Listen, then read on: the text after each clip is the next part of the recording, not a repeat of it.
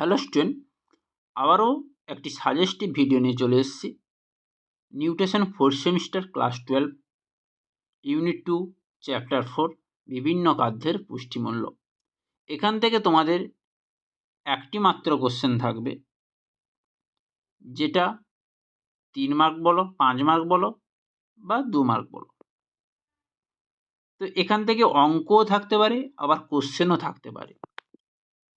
তো আমি কিছু কোশ্চেন তোমাদেরকে দেখাচ্ছি, ওই কোশ্চেনগুলো দেখে নাও। প্রথম কোশ্চেন দেখো, ভারতবর্ষের সবচেয়ে প্রচলিত খাদ্য বিনিময় তালিকা কারা প্রস্তুত করেছে?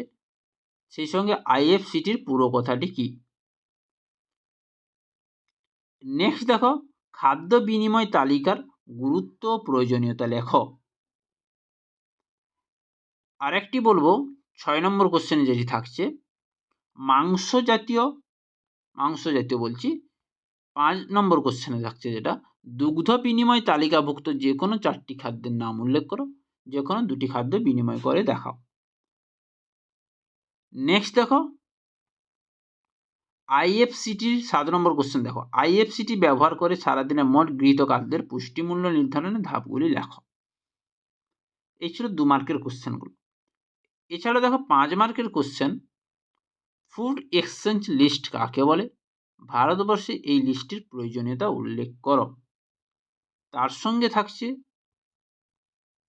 আইএফসিটির পুরো কথাটি কি, এটি কারা প্রস্তুত করেছেন, আইএফসিটি ব্যবহার করে কি কি ধাপে গৃহীত সারাদিনের খাদ্যের পুষ্টিমূল্য নির্ণয় করা হয়। আর একটি অঙ্ক থাকছে, যেটি হচ্ছে একটি জলখাবারে গৃহীত শর্করা, প্রোটিন ও ফ্যাটের পরিমাণ যথাক্রমে 70 গ্রাম, 35 গ্রাম এবং 10 ml। জলখাবারটির মোট শক্তিমূল্য নির্ণয় করো। এছাড়াও 15 গ্রাম মাখনের বদলে আর কোন কোন ভোজ্য তেল বা স্নেহ পদার্থ ব্যবহার করা যেতে পারে। হয়েছে। এছাড়া বিভিন্ন রকম অঙ্ক থাকবে, যে অঙ্কগুলো আমি স্ক্রিনে দিয়ে দিচ্ছি, তোমরা অঙ্কগুলো দেখে নাও। বোঝা গেল? তাহলে এই ছিল তোমাদের বিভিন্ন খাদ্যের পুষ্টিমূল্য থেকে বিভিন্ন 2 এবং 5 মার্কের সমস্ত কোশ্চেন।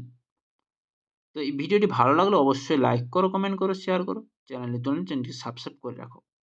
তো বলে দেই তোমাদেরকে আরেকটি কথা, এই সাজেস্টিভ ভিডিওগুলোর পর তোমাদের 35 মার্কের 3টি সেটের ভিডিও দেওয়া হবে মক টেস্টের, যেগুলো তোমাদের পরীক্ষার ক্ষেত্রে আরও সাজেস্টিভ এবং আরও অ্যান্সার টাইপ হয়ে থাকবে।